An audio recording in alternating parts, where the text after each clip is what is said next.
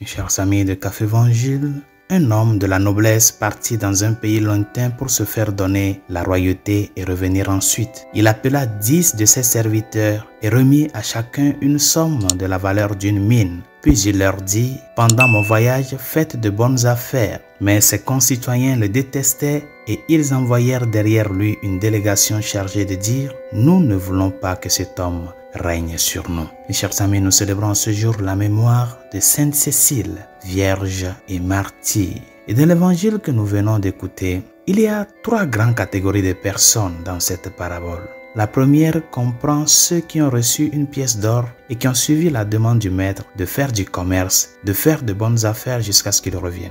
La deuxième catégorie comprend ceux qui ont reçu le même ordre, mais qui ont été paresseux et n'ont pas produit de bons fruits à partir de ce que le Seigneur leur a donné. Et la troisième catégorie comprend ceux qui méprisent le Seigneur et ne veulent pas de lui comme roi.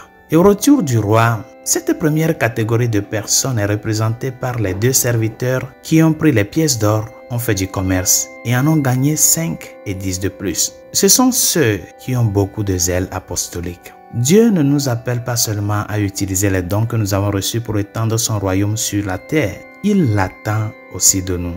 Son attente est un commandement d'amour. Ceux qui comprennent ce commandement y voient une invitation glorieuse à faire une différence éternelle dans la vie de nombreuses personnes. Ils ne considèrent pas les œuvres apostoliques auxquelles ils sont appelés comme un fardeau. Au contraire, ils les voient comme une joie et cette joie alimente leurs efforts. Le résultat aura des effets exponentiels pour le royaume de Dieu. La deuxième catégorie de personnes, chers amis, est illustrée par le serviteur qui, par crainte, a gardé la pièce d'or dans un mouchoir. Ce sont des personnes qui évitent d'évangéliser et de faire avancer le royaume de Dieu par peur.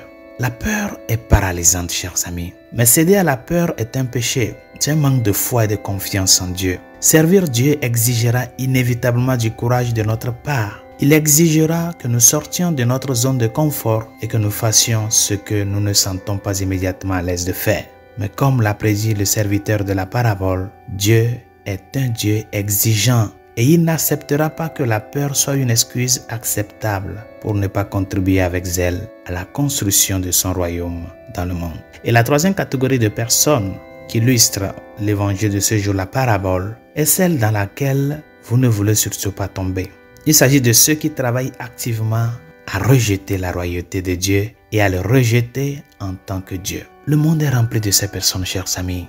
La seule chose que nous devons dire à propos de ceux qui tombent dans cette catégorie est ce que le Seigneur a dit d'eux. Maintenant, mes ennemis qui n'ont pas voulu de moi comme roi, amenez-les ici et tuez-les devant moi. Résolution de ce jour, lutte pour appartenir à cette première catégorie de personnes, ceux qui, recevant la pièce d'or, en ont travaillé pour donner du fruit. À nous tous, le Seigneur a confié un don et un talent, un ou plusieurs. Mais il attend de nous le travail dur et ardu que nous devons faire pour pouvoir lui rendre les fruits qu'il attend. Là où tu es, là où le Seigneur t'a placé, il veut que tu donnes du fruit. Ne regarde pas le fruit que les autres donnent pour les envier, mais regarde-les pour les admirer et apprendre d'eux pour pouvoir donner le fruit que le Seigneur attend de toi. Et quand, dans cette lutte, il arrive des moments où tu tombes, relève-toi, demande pardon et continue le chemin pour pouvoir parvenir devant lui avec ta gibecière remplie de bons fruits, des fruits de conversion,